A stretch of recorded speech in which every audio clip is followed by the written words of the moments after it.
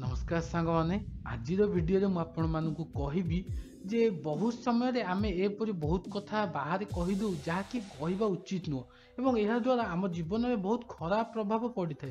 तेज आम पुराण संस्कृति अनुसार कौ जिनस गुड़िक कौ 10टी कथा पुओ हूँ कि झील हूँ के सर्वसम्मुख में प्रकाश करने उचित नुहे।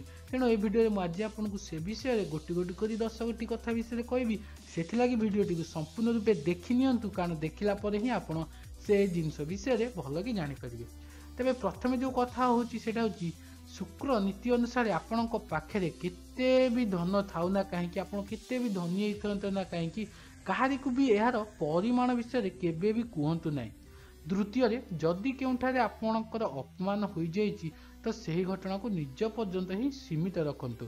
तृतीय शास्त्र रे पूजापाठ समय करा मंत्रर उच्चारण विषय कहारी को भी जनातु नहीं, यह द्वारा आपण पूजार कौन फल पाई पारती ना। चतुर्थ आपण को केबे हेले निज बयस विषय कहारू कहवा उचित नुहे, यह द्वारा आपण अनेक समस्या असुविधा पड़ पारती। पंचम जदि आप कौन ग्रह पीड़ार मुक्ति पाइबा कौन उपाय को आपणाई तेरे ता विषय कहारी को सूचना दिंतु ना। षष्ठ कौन रोगर उपचार समय यह विषय कहारी को भी जनातु ना।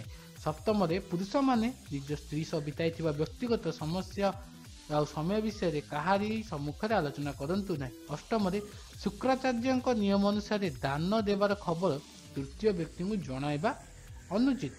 नवम किछि लोक निज प्रशंसा अन्यर सहारा नहीं था, तेणु से विषय कहवा अनुचित। यहाँ थिला 10 गोटी कथा जहाँकि आपण अन्य को केबे भी जनातु ना।